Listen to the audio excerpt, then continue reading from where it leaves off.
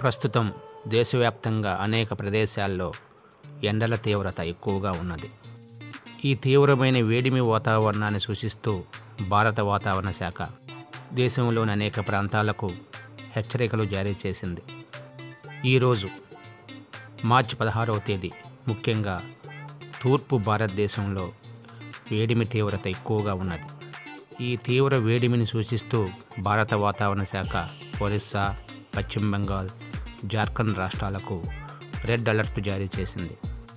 రాయలసీమ మినహా దక్షిణ భారతదేశంలోని అన్ని రాష్ట్రాలకు ఎల్లో హెచ్చరికను, ఈశాన్య రాష్ట్రాలకు, వాయువ్య భారతదేశంలో ఉన్న రాష్ట్రాలకు, ఉత్తర భారతదేశంలో ఉన్న కొన్ని రాష్ట్రాలకు ఎల్లో హెచ్చరిక జారీ చేసింది. ఇంచుమించు దేశవ్యాప్తంగా అత్యధిక ఉష్ణోగ్రతలు నమోదవుతున్నాయి.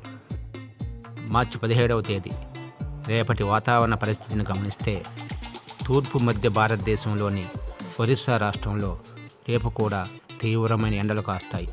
ఈ రాష్ట్రానికి వాతావరణ శాఖ రెడ్ అలర్ట్ జారీ చేసింది. జార్ఖండ్కు, పశ్చిమ బెంగాల్కు, తెలంగాణ రాష్ట్రాలకు ఆరెంజ్ హెచ్చరిక జారీ చేసింది. ఈ ప్రాంతాల్లో కూడా రేపు అత్యధిక ఉష్ణోగ్రతలు నమోదు కానున్నాయి.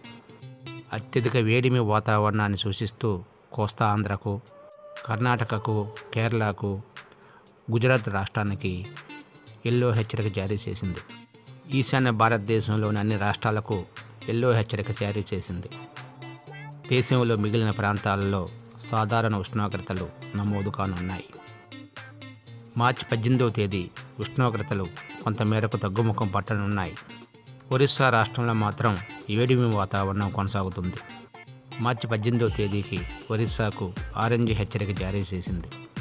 భారత వాతావరణ శాఖ అంచనా మేరకు గుజరాత్, కర్ణాటక ఉత్తర ప్రాంతము, ఈశాన్య రాష్ట్రాల్లోని అస్సాం, మేఘాలయ, నాగాలాండ్, మిజోరం, త్రిపుర రాష్ట్రాలలో వేడిమి వాతావరణం కొనసాగుతుంది. మార్చి 19వ తేదీ దేశ మధ్య భాగంలో ద్వీపకల్ప పీఠభూమి ఉత్తర భాగంలో వేడిమి వాతావరణం కొనసాగుతుంది. మిగిలిన ప్రాంతాల్లో సాధారణ ఉష్ణోగ్రతలు కొనసాగుతాయి. మొత్తం మీద ఈ రోజు నుండి 4 రోజుల వరకు ఒరిస్సా రాష్ట్రంలో అత్యధిక ఉష్ణోగ్రతలు నమోదు కానున్నాయి.